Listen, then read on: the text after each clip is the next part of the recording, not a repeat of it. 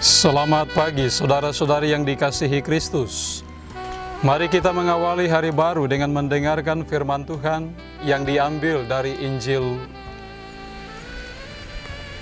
Lukas bab 1 ayat 26 sampai dengan 38. Tuhan bersamamu.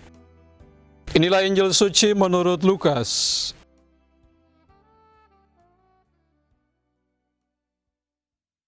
Dalam bulan yang ke-6, Allah mengutus malaikat Gabriel ke sebuah kota di Galilea bernama Nazaret kepada seorang perawan yang bertunangan dengan seorang bernama Yusuf dari keluarga Daud. Nama perawan itu Maria. Ketika masuk ke rumah Maria, malaikat itu berkata, "Salam, hai engkau yang dikaruniai, Tuhan menyertai engkau." Maria terkejut mendengar perkataan itu, lalu bertanya di dalam hati, "Apakah arti salam itu?" Kata malaikat itu kepadanya, "Jangan takut hai Maria, sebab engkau beroleh kasih karunia di hadapan Allah.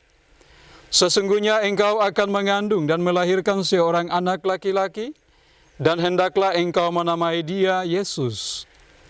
Ia akan menjadi besar dan disebut anak Allah yang Maha Tinggi. Dan Tuhan Allah akan mengaruniakan kepadanya takhta Daud, bapa leluhurnya. Ia akan menjadi raja atas kaum keturunan Yakub sampai selama-lamanya, dan kerajaannya tidak akan berkesudahan." Kata Maria kepada malaikat itu, "Bagaimana hal itu mungkin terjadi, karena aku belum bersuami?" Jawab malaikat itu kepadanya, "Roh Kudus akan turun atasmu, dan kuasa Allah yang Maha Tinggi akan menaungi engkau. Sebab itu, anak yang akan kau lahirkan itu akan disebut kudus, anak Allah. Dan sesungguhnya Elisabet sanakmu itu, ia pun sedang mengandung seorang anak laki-laki pada hari tuanya, dan inilah bulan yang ke-6 bagi dia yang dikatakan mandul itu. Sebab bagi Allah tidak ada hal yang mustahil." Maka kata Maria, "Sesungguhnya aku ini hamba Tuhan, terjadilah padaku menurut perkataanmu." Lalu malaikat itu meninggalkan Maria. Demikianlah sabda Tuhan. Saudara-saudari yang dikasihi Kristus, tema yang akan kita renungkan pada hari ini adalah bahagia menjadi hamba Tuhan. Saudara sekalian, dalam iman Maria mengandung Yesus dalam rahimnya.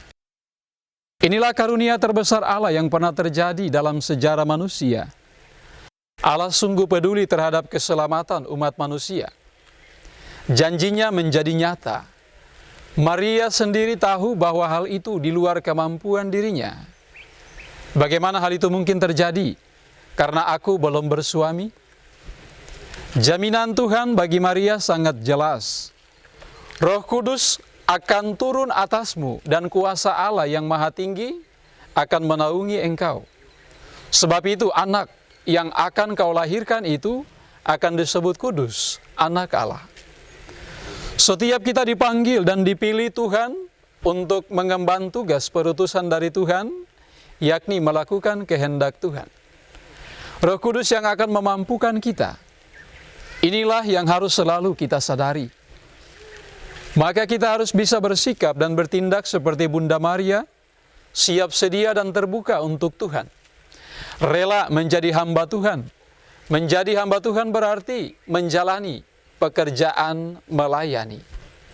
Konsekuensinya adalah memberikan yang terbaik, siap untuk tidak dihargai, diremehkan, dihina, ditolak, dan disiksa. Tetapi yang paling penting adalah siap untuk mengalami kontradiksi antara keinginan dan kepentingan diri dengan kebutuhan yang harus dijalani. Inilah sikap yang dimiliki oleh Bunda Maria. "Terjadilah padaku menurut perkataanmu." Sikap sebagai hamba Tuhan yang harus kita miliki adalah mengutamakan Tuhan dan juga sesama. Saudara sekalian yang dikasihi Tuhan, kita belajar dari kesanggupan dan kerendahan hati Bunda Maria ini. Kita harus mampu membedakan mana yang utama dan mana yang sampingan. Walau belum semua serba jelas, tetapi baiklah kita memberi diri bagi rencana Tuhan untuk keselamatan kita semua. Semoga demikian. Amin. Marilah kita berdoa. Tuhan, pagi ini kembali kami naikkan syukur dalam doa dan permohonan. Terima kasih sudah menjaga kami saat tidur maupun bangun. Terima kasih untuk udara sejuk dan segar pagi ini. Tuhan, kami hendak beraktivitas. Kami mohon tuntunan dan pemeliharaanmu. Jauhkanlah kami dari yang jahat dan berilah kami kekuatan dan kesehatan.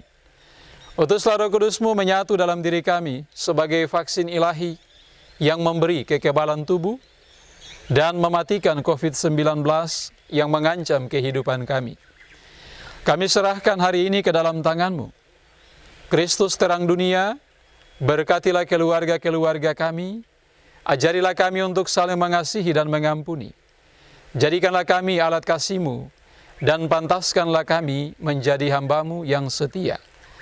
Demi Yesus Kristus, Putra-Mu Tuhan dan pengantara kami, dalam kesatuan dengan Bapa dan Roh Kudus, hidup dan mencintai kami, kini dan sepanjang masa. Amin. Tuhan bersamamu. Semoga keluarga kita orang-orang yang kita kasihi dan doakan. Seluruh aktivitas kita hari ini dilindungi, dibimbing, dan diberkati oleh Allah yang Maha Kuasa, Bapa dan Putra dan Roh Kudus. Amin.